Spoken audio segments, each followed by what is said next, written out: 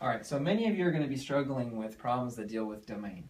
To make the long story short, domain refers to x values or input, and range refers to y values or output. If I give you a simple coordinate like 2, 3, x is the domain, right? So that's going to be x equals 2. Y is the range, so that's going to be y equals 3. Anybody can do that. But in Professor Young's class, the problems are not that easy. They get harder. So we need to be able to identify what case is being tested and be able to apply the problems to the cases. So here we go. One case would be you're going to have a number over a box. The reason I say box is the box can be anything. What you're going to do is you're going to set the box equal to 0. I'll give you an example of all of these in a second. Another case is you're going to have a root of a box. You're going to take the box and set it greater than or equal to 0. In a third case, you're going to have something over root of a box. You're going to take that box and just set it greater than 0. So make sure you have this in your notes. Okay, so now here we go. From here, we're going to have an example of each one. So let's say you have y equals x plus 4 divided by x squared plus 5x plus 6.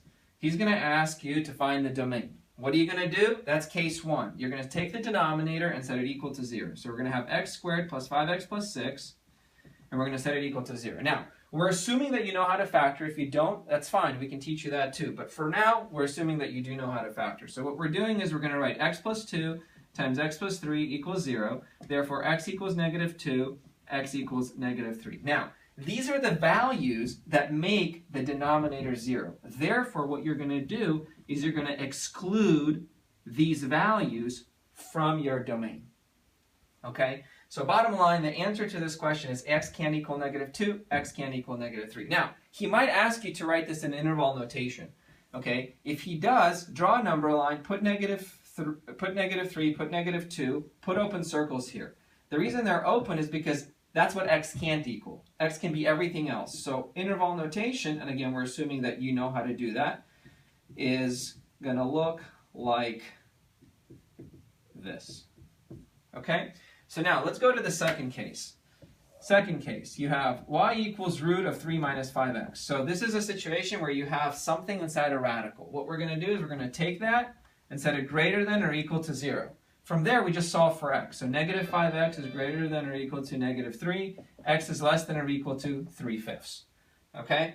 The reason it's less than or equal to is because, remember, when we multiply or divide by a negative, the direction of the inequality changes. From there, again, if he wants interval notation, no problem. We're going to put 3 over 5. It's a closed circle. And then we're going left. So in interval notation, let's make that 3 look a little better. Negative infinity, 2, 3 over 5, inclusive. Okay, finally, let's say you have a situation like this. You have 3 over the square root, or let's make this 8 over 3 minus 5x, okay? So this is a situation where what we're going to have to do is we're going to have to take what's inside the radical and just set it greater than 0. Because remember, if it's equal to 0, we're going to be dividing by 0. We can't have that, okay? So we're just going to set this greater than 0. We just did this a second ago. The only thing that's different is this doesn't have an equal sign, so this is going to be greater than, less than, right? Because we're dividing by a negative 3/5. Again, if he wants interval notation, no problem. We're going to put 3/5 here, open circle, and then we're going to go that way. In years past, he's wanted interval notation on these. Sometimes he's okay with just this answer, but I think it's always good to give interval notation. So what we're going to do is we're going to go from negative infinity to 3/5. And this is going to be a parenthesis, not a bracket, because it's not inclusive. So again, to reiterate, domain is a fancy way of saying all the x values that make a function defined. You really only have 3 main cases. You have this case, you have this case to deal with, and you have this case to deal with.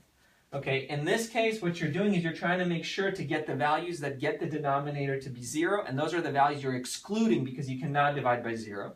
In this case, you're making sure to take what's inside the radical and set it greater than or equal to 0 because we can't take roots of negatives. And in this case, what we're doing is we're taking what's inside the radical and just setting it greater than 0 because we can't take roots of negatives, nor can we have a 0 in our denominator.